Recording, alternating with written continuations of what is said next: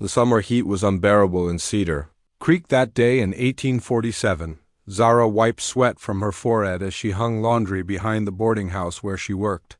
At 19, she had known freedom for only 3 months since old Mr. Thompson died and left her papers in his will. 3 months of working for wages instead of working for nothing. 3 months of sleeping in a small room that was hers alone. 3 months of hope. She didn't know those 3 months were about to end. The trouble had been building for years. The Comanche warriors would ride through town, taking horses and supplies. The settlers would form groups and ride out for revenge. Back and forth it went like a deadly dance that never stopped, each side losing people. Each side getting angrier. Zara heard the church bell ringing fast and hard. That meant trouble. She dropped the wet sheet back into the basket and ran toward the main street. People were gathering outside the general store, their faces tight with worry. They took another family last week, someone was saying. The Millers burned their whole farm. We can't keep living like this, another voice called out. My children are afraid to play outside. Mayor Davidson stood on the store steps, his round face red from the heat and stress.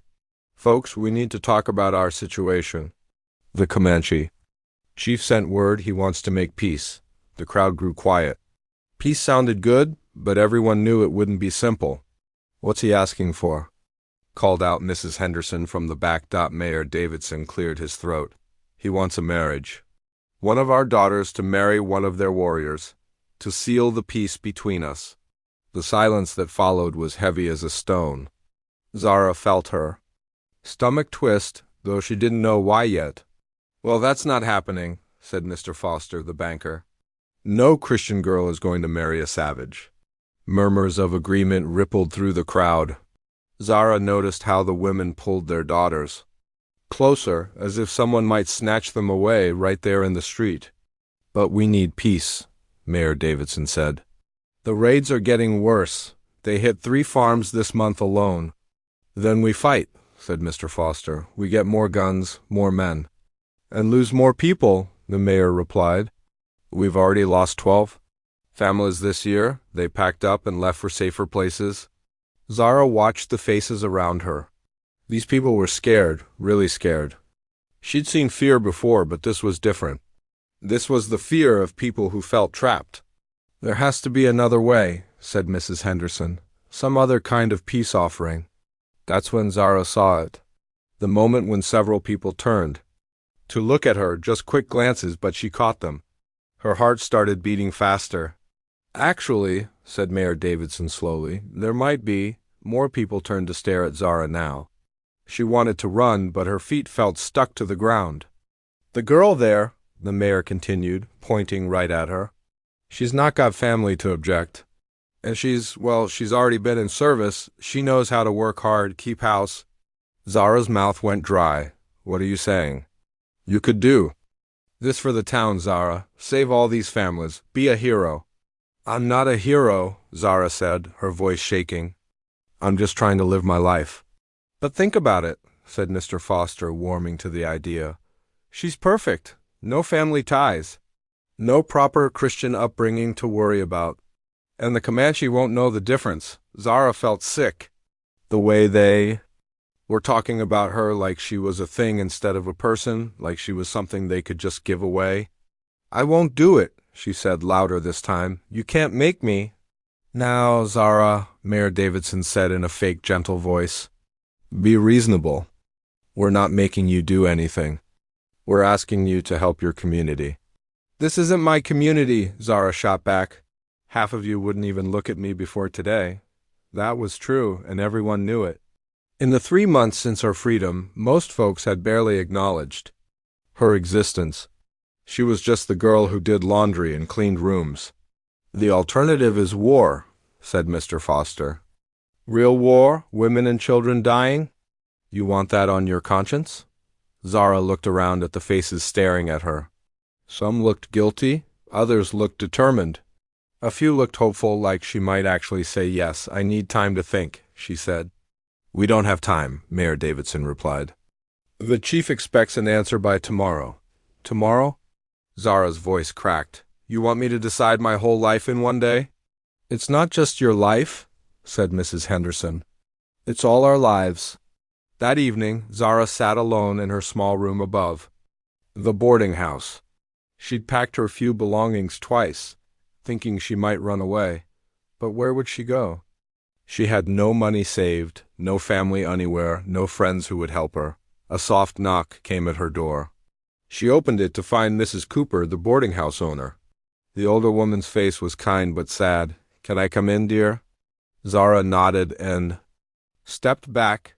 Mrs. Cooper sat on the single chair while Zara perched on the edge of her narrow bed. I know this is hard, Mrs. Cooper said gently. But maybe it won't be as bad as you think. How can you say that? Zara asked. They're sending me to marry a stranger, a warrior. Someone who might hurt me, or someone who might protect you. Mrs. Cooper replied, You don't know yet. I know I don't want to go, Mrs. Cooper sighed. Zara, honey, I've lived in this town 40 years. I've seen the raids, the fighting, the fear. If there's a chance for peace, don't you think we should take it? Why does it have to be me? Because you're the only one who can, Mrs. Cooper said simply. The only one without family obligations or social expectations. The only one who's already survived being treated like property. Zara flinched at those words. I'm not property anymore. No, you're not. But you're still the only one who understands what it means to have no choice. The next morning came too soon. Zara had barely slept, staring at the ceiling and thinking about her options. She could run, but they'd probably catch her. She could refuse, but then what? If war came and people died, she'd carry that guilt forever. The church bell rang again, calling everyone to the town square. Zara dressed slowly, her hands shaking as she buttoned her best dress. It was blue cotton, simple but clean. She'd bought it with her first wages, proud to own something that was truly hers. The crowd was bigger today. Word had spread to the farms. Outside town, everyone wanted to know what would happen. Mayor Davidson stood on the steps again, looking tired. Well, Zara? What's your decision? Zara looked at all the faces staring at her, men trying to look stern and determined.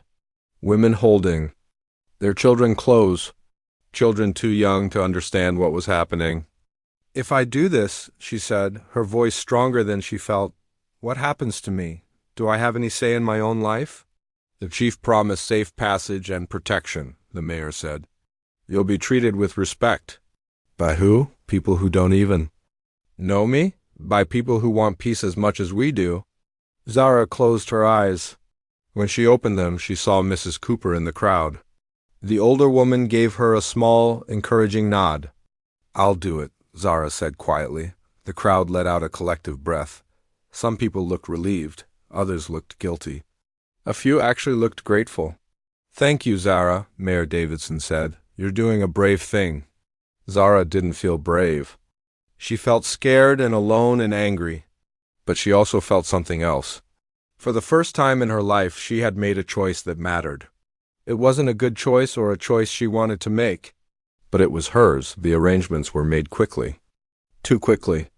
The ceremony would happen in 3 days at the river that marked the boundary between the settlement and Comanche territory. Zara would be given a horse, some supplies, and a white dress that Mrs. Henderson had sewn for her own daughter's wedding. As the crowd dispersed, Zara stood alone in the square.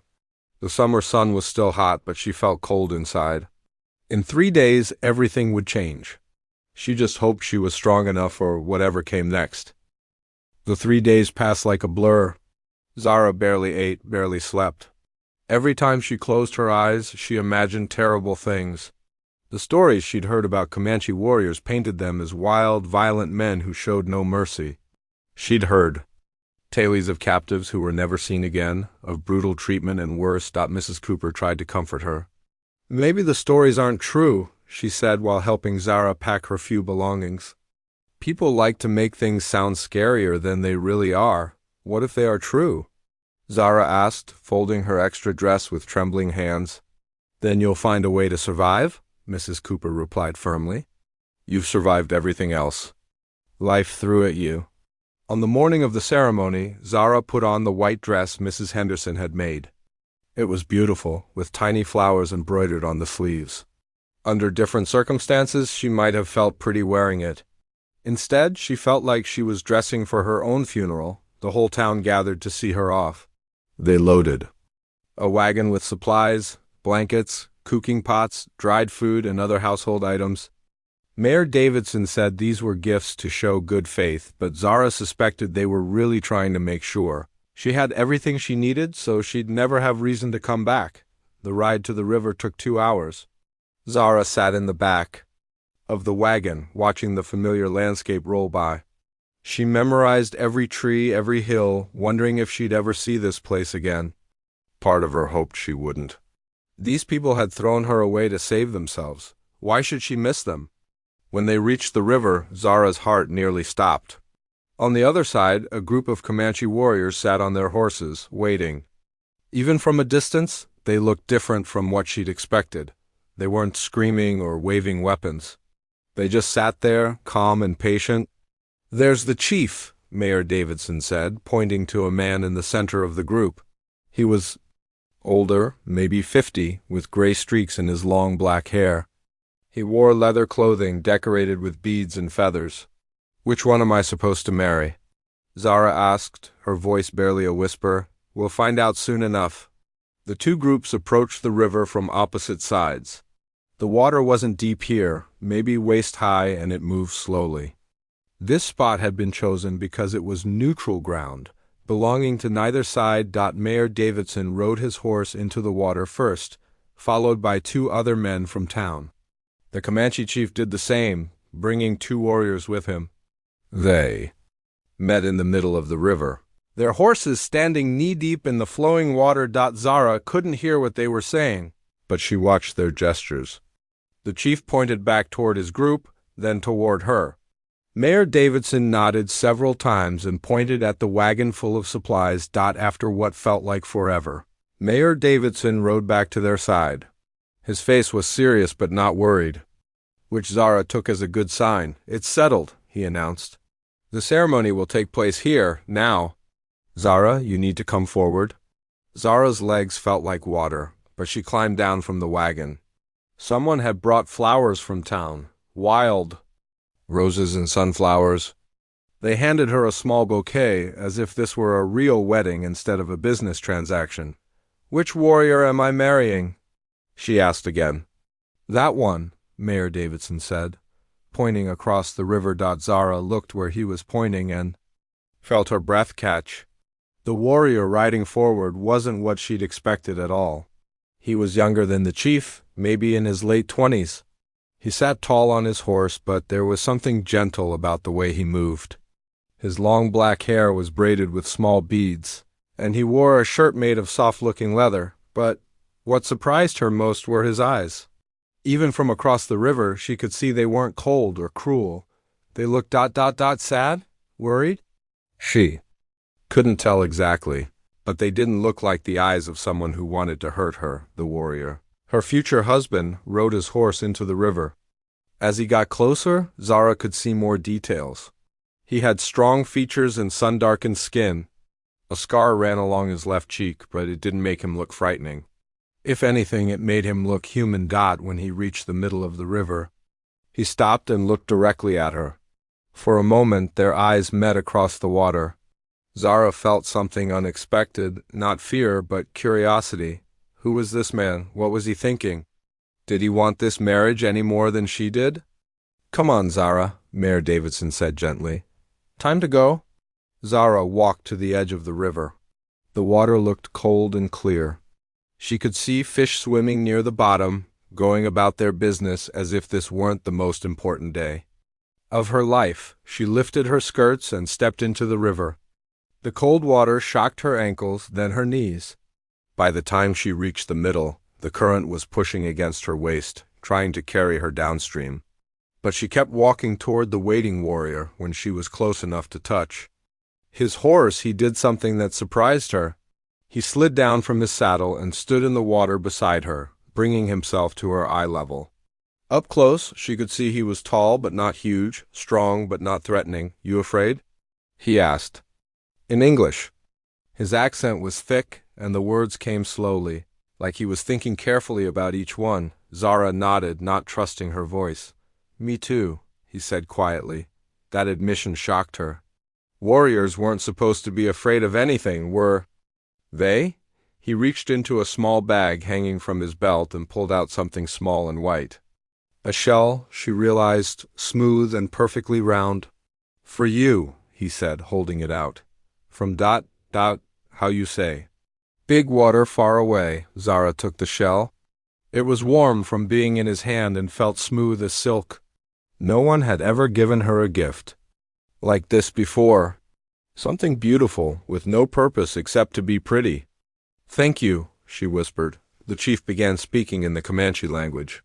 His words flowed like music, rising and falling with emotion.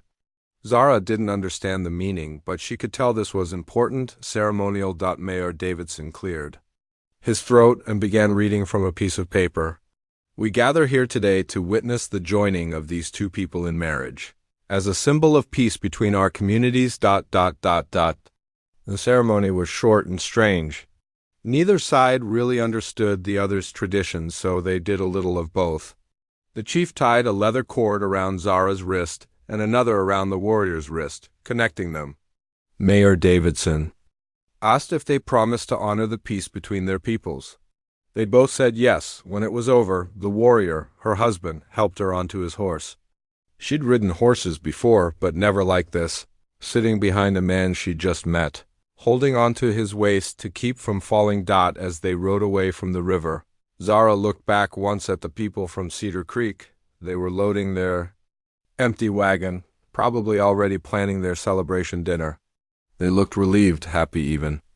Their problem was solved, but Zara's new life was just beginning. The warrior's horse was strong and sure-footed, picking its way carefully along a path that wasn't really a path. They rode through tall grass and around rocky hills, following roots that seemed to exist only in her husband's memory. After about an hour, he stopped the horse near a small stream. "Rest," he said, sliding down and then helping her down. "Horse needs water." While the horse drank, Zara sat on a fallen log and looked around. The land here was beautiful in a wild way, rolling hills covered with grass that moved like waves in the wind, scattered trees providing shade, and wildflowers everywhere. "What's your name?" she asked. He looked at her for a moment, then pointed to himself. "Ayana," he said slowly. "Ayana," she repeated, trying to get the pronunciation right.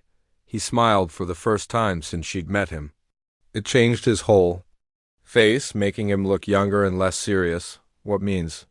"Ayana?" she asked, copying his way of speaking. He thought for a moment, searching for the English words. Finally, he pointed to a cluster of wildflowers growing near the stream. "Flower that lives long time, never dies." "Eternal blossom," Zara said. He nodded, pleased that she understood. Then he pointed at her questioningly. "Zara?" she said. "Zara," he repeated carefully. The way he said it, with his accent, made it sound different. Prettier somehow. They remounted and continued riding. As the sun began to set, painting the sky orange and pink, Zara found herself relaxing against Ayana's back. He was warm and steady, and his horse had a gentle, rocking gait that was almost soothing. She realized she wasn't terrified anymore. Confused, yes. Uncertain about the future, absolutely, but not terrified. This man, her husband, hadn't done anything to frighten her. In fact, he'd been kinder to her in a few hours than most people in Cedar Creek had been in 3 months. Maybe, just maybe, Mrs. Cooper had been right. Maybe the stories weren't true. Maybe this wouldn't be as bad as she'd feared. As the stars began to appear overhead, Zara held the smooth shell he'd given her and wondered what tomorrow would bring. The village appeared like something from a dream as they crested a small hill. Zara had expected rough camps or dirty shelters, but what she saw below took her breath away. Dozens of cone-shaped homes made from buffalo hide dotted the valley, each one perfectly shaped and painted with colorful designs. Smoke rose from cooking fires, and children played between the homes while women worked and men tended to horses. It looked like a real community, a place where people lived full lives, not the savage wilderness she'd imagined.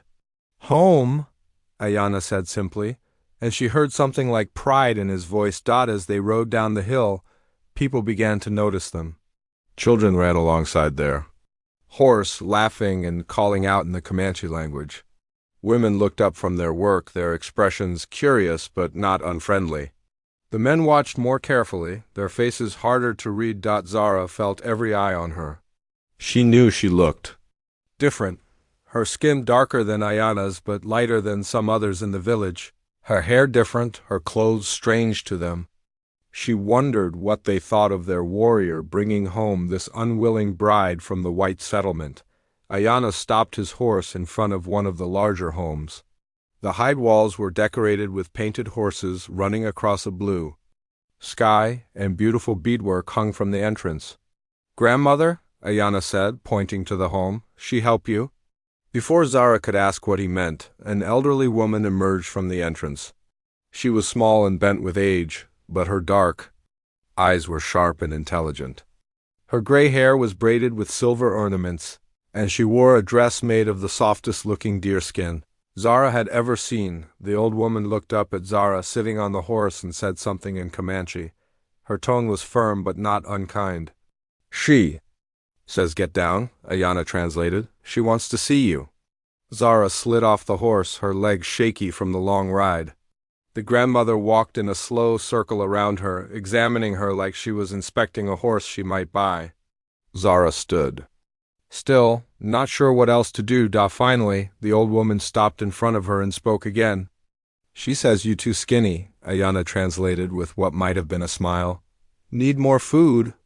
The grandmother reached out and touched Zara's face gently, then said something else. "She says you have sad eyes but strong spirit. She will teach you our ways. What's her name?" Zara asked. Ayana spoke to his grandmother, then turned back to Zara. "Her name is Pia. It means ... wise one." Pia said something else, pointing at Zara and then at a smaller home nearby. "She says that is your lodge," Ayana explained. "Your place? You rest there tonight?" Zara looked at the small home, then back at Ayana, confused. "My place? But aren't we ... She gestured between them, not sure how to ask about their marriage arrangements. Ayana seemed to understand her confusion. "You choose when ready," he said carefully. "No force. You are wife in name for peace. But you decide everything else." This wasn't what Zara had expected at all. In Cedar Creek, married women belonged to their husbands completely. They had no choice about anything, where to live, what to do, when to do it. But Ayana was telling her she could choose? Pia took Zara's arm gently and led her toward the small lodge. Inside, it was surprisingly comfortable. Thick buffalo robes covered the ground, and beautifully woven baskets held various supplies. A small fire pit sat in the center, with an opening at the top to let smoke escape. The old woman gestured for Zara to sit, then began talking in Comanche while she moved around the lodge, showing Zara where things were kept. Even though she couldn't understand the words, Zara could tell Pia was explaining how everything worked. When Ayana appeared in the doorway, Pia spoke to him sharply. He ducked his head like a scolded child and backed away. "She says no men in your lodge without permission," he called from outside. "Even me," Zara almost smiled despite everything. This tiny old woman was clearly in charge, and even her warrior grandson obeyed her rules. That first night, Zara lay on the soft buffalo robes and listened to the sounds of the village settling down for sleep. Children's laughter faded to whispers, then silence. Adults spoke quietly around dying fires. Somewhere, someone was singing a soft song in the Comanche language. It was peaceful in a way Cedar Creek had never been. Their people always seemed tense, worried about raids or weather or crops failing. Here, despite being warriors and living a harder life, people seemed more relaxed. The next morning, Pia woke her before dawn by gently shaking her shoulder. The old woman had brought a bowl of something that smelled wonderful, some kind of stew with meat and vegetables Zara didn't recognize. "Eat," Pia said in English, one of the few English words she knew. The food was delicious, rich and filling in a way that made Zara realize how poorly she'd been eating in Cedar Creek after working all day for barely enough money to survive. She'd often gone to bed hungry after breakfast, Pia began what Zara came to think of as her education. First, the language.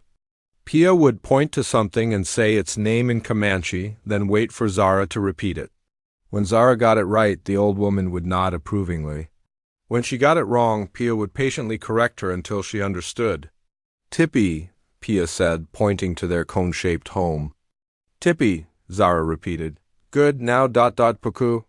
She pointed to the entrance. "Puku." They went through everything: fire, water, food, clothes, animals. By midday, Zara's head was spinning with new words, but she was starting to understand simple phrases. That afternoon, Pia took her around the village to meet the other women. Some were friendly, smiling and trying to help with the language lessons. Others were more reserved, watching Zara carefully but not unfriendly. A few seemed suspicious, whispering among themselves when they thought she wasn't looking. One woman about Zara's own age seemed particularly kind. She had a baby on her hip and a toddler clinging to her skirt, but she took time to show Zara how to prepare certain foods and mend clothes in the Comanche way. "Nayeli," the woman said, pointing to herself. Zara replied. Nayeli tried to pronounce it but struggled with the unfamiliar sounds. Finally, she said something that sounded like Sahara, and both women laughed. It became Zara's name in the village, close enough to her real name that she didn't mind Dot as days passed. Zara began to see how different life was here. The women weren't just servants to the men. They owned property, made decisions about their families, and were consulted on important matters. When the village needed to decide whether to move to new hunting grounds, the Women's Council met separately and their opinions carried real weight. Pia was especially respected. Zara learned that she wasn't just Ayana's grandmother, she was a medicine woman, someone who knew about healing plants and spiritual matters. People came to her for advice about everything from sick children to family disputes. "In White World," Pia said one evening as they worked together preparing food, "women like servants. Here, women like, how you say, partners." Zara was starting to understand that. She'd seen Ayana's parents together. His father might be the head of their family, but his mother clearly had equal say in their decisions. They talked things through together, respected each other's opinions. It was so different from what she'd known. In Cedar Creek, women were expected to obey their fathers, then their husbands. They weren't supposed to have opinions about important matters. But here, she watched women debate hunting strategies and settlement locations as equals with the men. Ayana visited her lodge most evenings, but always asked permission first and always left when she seemed tired. He brought her small gifts, pretty stones, wildflowers, once a beautiful feather from a bird she'd never seen. He never asked for anything in return, never pressured her about their marriage arrangement. Their conversations were getting easier. As her Comanche improved and his English got better, she learned that he'd agreed to the marriage for the same reason she had, to prevent war and protect his people. He'd expected a frightened white girl who would cry and cause problems. Instead, he'd gotten someone who was trying hard to fit in and learn their ways. "You surprise me," he told her one evening as they sat outside her lodge watching the sunset. "How? You ... strong, not broken by hard things." Zara thought about that. She had been through hard things: slavery, loss, being treated like property. But somehow she was still here, still trying, still finding reasons to hope. "Maybe I surprised myself too," she said. As weeks turned into months, Zara realized something had changed. She wasn't thinking about Cedar Creek as home anymore. She wasn't planning how to escape or counting days until she could leave. She was learning to weave baskets the way Nayeli taught her. She was helping Pia gather healing plants and learning their uses. She was becoming part of something. One day, as she watched Ayana training with the other young warriors, she realized she was worried about his safety. Not because she needed his protection, but because she would miss him if something happened to him. That thought surprised her. When had she started caring about this quiet, gentle man who brought her flowers and never asked for more than she was ready to give? The seasons were changing, and so was she. For the first time since leaving Cedar Creek, Zara began to think she might actually be building a life here. Not the life she'd planned, but maybe a good life anyway. Winter was coming, and Zara could feel it in the way the wind carried a sharper bite each morning. She'd been with the Comanche for almost 6 months now, and the changing seasons felt like a marker of how much her life had transformed. She woke that morning to the sound of horses neighing excitedly outside her lodge. Through the hide walls, she could hear men's voices calling to each other in urgent tones. Something was happening. Zara quickly dressed and stepped outside. The entire village seemed to be stirring, with people emerging from their lodges and gathering in small groups. She spotted Nayeli near the central fire pit and hurried over to her. "What's happening?" Zara asked in Comanche. The language came more naturally to her now, though she still had to think about more complex phrases. "Hunting party returns early," Nayeli replied, her face concerned. Something went wrong. They watched as a group of warriors rode into the village. Zara immediately looked for Ayana and felt her heart skip when she didn't see him. But then he appeared at the back of the group. Leading a horse that was clearly injured, relief flooded through her so strongly that she had to sit down on a nearby log. When had seeing him become so important to her? When had his safety started mattering more than her own comfort? Ayana spotted her across the camp, and their eyes met. Even from a distance, she could see he was tired and worried. He handed the injured horse to another warrior and walked straight toward her, ignoring the other people trying to talk to him. "You are well?" he asked when he reached her, his eyes searching her face as if checking for injury. "I'm fine," she said. "What happened? Why did you come back early?" His expression grew serious. "Soldiers, many soldiers coming this way. We saw their tracks, their camps. They hunt for someone." Zara's blood went cold. "Hunt for who?" "Maybe you," he said quietly. Word came from other tribes. White settlements looking for missing woman, offering reward. The world seemed to tilt around Zara. She'd known this day might come, but she'd started to hope that Cedar Creek had forgotten about her. That they'd moved on and let her build her new life in peace. "They want me back," she whispered. "Yes, but go unless you choose," Ayana said firmly. "I promise you this when we marry. You choose your own path." That evening, the village council met to discuss what to do about the approaching soldiers. Zara sat with the other women, listening to the debate. Some thought they should pack up and move deeper into the territory where soldiers couldn't follow. Others wanted to send warriors to meet the soldiers and turn them away. But it was Pia who asked the question that mattered most. "What does the woman want?" she said, her voice cutting through all the arguing. Everyone turned to look at Zara. She felt the weight of their stares, and realized that her answer would affect the entire village. If she wanted to go back, they'd let her go to avoid trouble. If she wanted to stay, they'd protect her, even if it meant fighting. "I want to stay," Zara said, her voice stronger than she felt. "This is my home now." Murmurs of approval rippled through the group. Some nodded, others smiled. She realized that somewhere along the way, these people had stopped seeing her as an outsider. She'd become one of them. After the council meeting, Ayana walked her back to her lodge. They'd done this many times over the months, but tonight felt different. The air between them was charged with something new. "You could go back," he said as they stopped outside her door. "Live easier life. Have house with walls, store-bought clothes, white bread. Is that what you want?" Zara asked. "For me to go back?"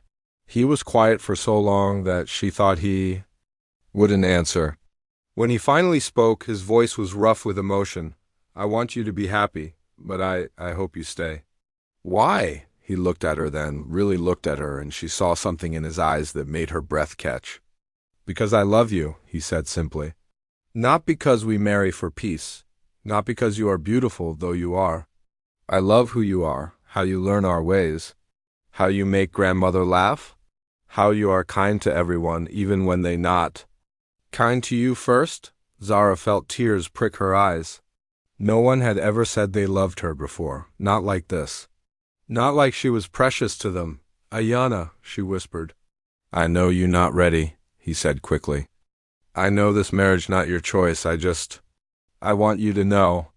When soldiers come, when you must choose, you know how I feel." He started to turn away, but Zara caught his arm. "Wait," she said. "What if I am ready?" He turned back to her, hope and disbelief warring in his expression. "I've been thinking about this for weeks," she continued. "About us, about what this marriage could be. I came here expecting to be treated like property, like I always had been, but you've never treated me that way." "Not once," she took a deep breath, gathering courage. "In Cedar Creek, they gave me away like I was nothing. But you you gave me choices. You gave me respect. You gave me a home where I matter.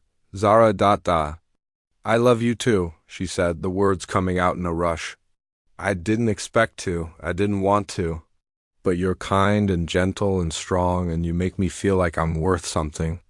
The smile that spread across his face was like sunrise after a long, dark night. "You sure?" he asked. Once this marriage real, no going back."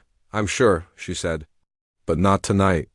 Tonight I want to think about it more, make sure I'm choosing for the right reasons." He nodded, understanding. I wait as long as you need." The next few days were tense as scouts reported that the soldiers were getting closer. But for Zara, they were also some of the happiest days she'd known. She and Ayana spent every possible moment together, talking about their hopes for the future, sharing stories about their pasts. She learned that he'd lost his first wife to sickness 3 years earlier, that he'd never expected to love again. He learned about her childhood in slavery, about the dreams she'd had of freedom that had seemed impossible until now. "You know what I realized?" she told him as they sat by the river one afternoon, watching the water flow by. "What?" "Freedom isn't just about not being owned by someone. It's about having people who choose to love you and choosing to love them." Back 3 days after the council meeting, Zara made her decision. She found Ayana helping to train the younger boys in archery and pulled him aside. "Tonight," she said simply, his eyes widened. "You sure?" "I've never been more sure of anything." That evening, Zara moved her few belongings from her lodge to Ayana's. It was a simple thing, but it felt momentous. Pia helped her, chattering happily in Comanche about how pleased she was that her grandson had found love again. "You good for him," Pia told her in her broken English. "Make him smile again." Nayeli and the other women prepared a small feast to celebrate, and the whole village joined in. There was singing and dancing, and for the first time since coming here, Zara felt like she was truly celebrating something of her own choosing. When the festivities died down and they were finally alone in their shared lodge, Ayana took her hands gently. "No regrets?" he asked. "No regrets," she confirmed. He kissed her then, soft and sweet, and Zara felt like she was finally coming home. Not to a place, but to a person. To a love that had grown slowly and naturally, built on respect and understanding rather than force or desperation. Outside, the wind was picking up, bringing the scent of coming snow. Winter would be hard, and the soldiers were still out there somewhere, looking for her. There would be challenges ahead, but lying in Ayana's arms that night, surrounded by the warmth of the lodge and the security of knowing she was loved, Zara felt ready for whatever came next. She'd found something she hadn't even known she was. Looking for a place where she belonged, with a man who saw her as an equal partner rather than property. For the first time in her life, she was exactly where she wanted to be. A year had passed since the wedding at the river, and Zara barely recognized the frightened girl who had once stood trembling in the water. Winter had come and gone, followed by a beautiful spring that brought new life to everything around them. She was gathering medicinal plants with Pia when the first signs of real trouble appeared. A young warrior named Koa rode into the village at full speed, his horse foam-covered and exhausted. He leaped down and ran straight to the chief's lodge, shouting urgent words in Comanche that made everyone stop what they were doing. "What is he saying?" Zara asked Pia, though she caught enough words to know it was bad news. "Sickness," Pia said grimly. "White man's sickness in the eastern camps, many dying." Within hours, the terrible news became clear. A group of new settlers had arrived upstream, and with them came diseases that the Comanche people had no protection against.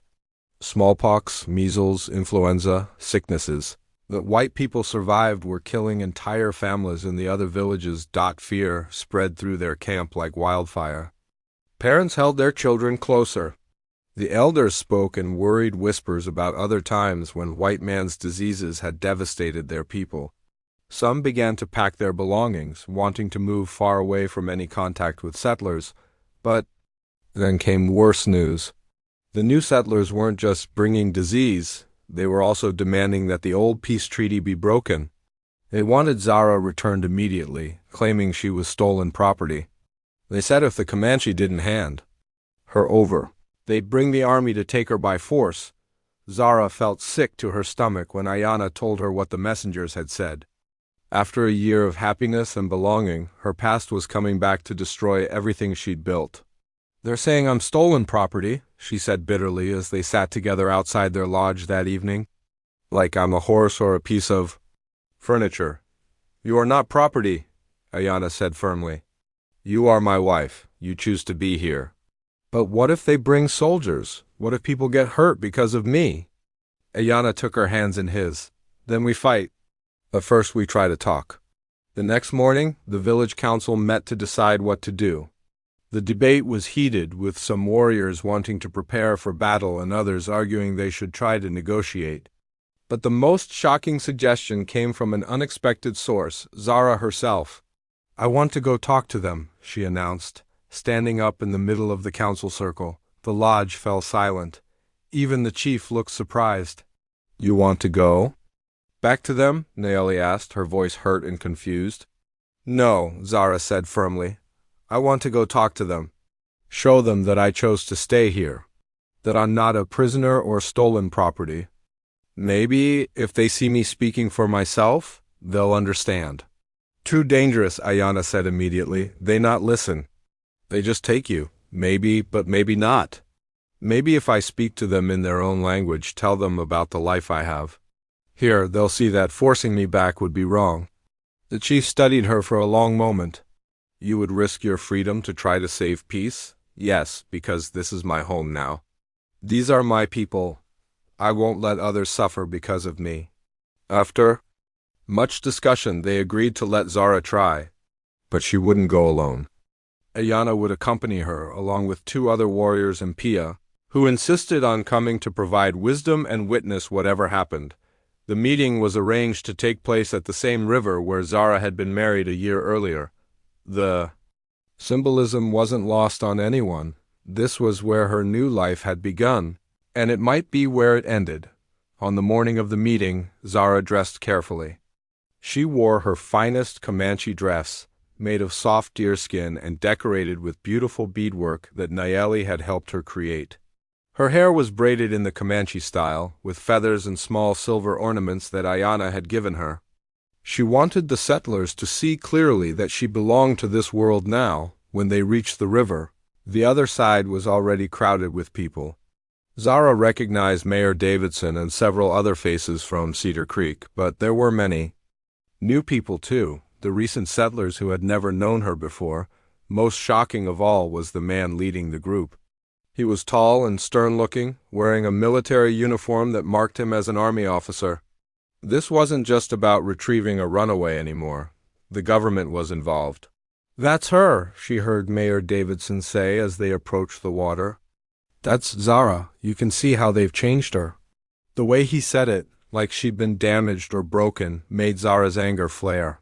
But she kept her face calm as they met in the middle of the river, just as they had a year before. "Zara," the army officer said without any greeting. "I'm Colonel Roberts. I'm here to take you home." "I am home," Zara replied clearly. "This is my home now." "Don't be ridiculous," said a woman Zara didn't recognize. "One of the new settlers." "Probably you can't choose to live with savages." "You're a Christian woman." "I'm a free woman," Zara corrected. "And I choose to live with my husband and his people, who treat me with more respect and kindness than I ever received in your settlement." "Your husband?" Colonel Roberts looked skeptical. "You mean your captor?" "I mean my husband," Zara said firmly. She reached out and took Ayana's hand. "The man I chose to marry." "The man I love?" Murmurs of shock and disgust came from the white settlers' side. Clearly, the idea that she might actually want to be here was something they couldn't accept. "Zara," Mayor Davidson said in what he probably thought was a kind voice, "you're confused." You've been through a trauma, we understand that. But you belong with civilized people, not with these ... people. These people, Zara said, her voice getting stronger, gave me choices when you gave me none. They treated me as a person with value when you treated me as something to be disposed of. They welcomed me into their family when you threw me away to save yourselves. We saved the whole town. Mayor Davidson protested. You saved yourselves by sacrificing someone you considered worthless, Zara shot back. But I found worth here. I found love here. I found a place where I matter. Colonel Roberts was getting impatient. Enough of this. You're coming back, whether you want to or not. These people have violated the treaty by keeping you against your will. I'm not being kept against my will, Zara said. I'm staying by my own choice. You don't understand, the colonel continued. Your presence here is causing problems. These people are spreading disease to our settlements. They're a threat to peaceful settlers just trying to build new lives. Ayana spoke for the first time. His English careful but clear. You bring sickness to us. Your people bring death to our children. You say we are a threat, but you kill our families. That's not our fault, one of the new settlers called out. Disease is just natural. It's God's will. Convenient God? Pia said dryly in English, making several of the Comanche warriors chuckle despite the tension. Look, Colonel Roberts said, I don't want trouble any more than you do, but this woman belongs with her own kind. And frankly, your people would be better off moving further west, away from the settlements. There's going to be more conflicts. As more settlers arrive? So you want us to give up our land and our family member? The chief asked. He'd been quiet until now, but his voice carried the authority of leadership. I want to avoid a war, the colonel replied. And that means she comes back with us. Zara looked at the faces on both sides of the river. The white settlers looked determined and disgusted, like she was something dirty that needed to be cleaned. Up, the Comanche looked worried but resolute, ready to fight for her if necessary. No, she said simply. Excuse me? Colonel Roberts asked. I said no, I'm not going back. I'm staying with my husband and my family. If that means you bring soldiers to try to force me, then we'll deal with that. But I won't be given away again like a piece of property. She turned to address all the white settlers directly. You gave me to these people because you thought I was worthless, because you thought my life didn't matter as much as yours. Well, I'm not worthless. I matter to the people here. I have a husband who loves me, a grandmother who teaches me wisdom, friends who care about my happiness. I have a life that I chose, not one that was forced on me. Her voice grew stronger as she continued. You can call them savages if you want, but they've shown me more humanity than I ever saw in your civilized town. So no, I won't go back to being nothing. I won't go back to a place where I'm only valued when there's someone to sacrifice me. 2. The silence that followed was heavy with tension. Finally, Colonel Roberts spoke. If you won't come willingly, we'll have to take other measures. Then take them, Ayana said, stepping protectively closer to Zara. But know that you fight people who have everything to lose. We fight for family, for home, for love. You fight for... What? Pride? Colonel Roberts studied them for a long moment. Maybe he saw something in their faces. The determination, the unity, the genuine love between Zara and Ayana. Maybe he realized that taking her by force would start a war that would cost many lives, including hers. This isn't over, he finally said, double quotes. Yes, it is, Zara replied. I've made my choice. I'm not a prize to be won or property to be reclaimed. I'm a woman who chose her own life, and I'm staying with the people who let me make that choice. As the two groups separated, Zara felt a mixture of fear and relief. There might be consequences to this confrontation. There might be more trouble ahead.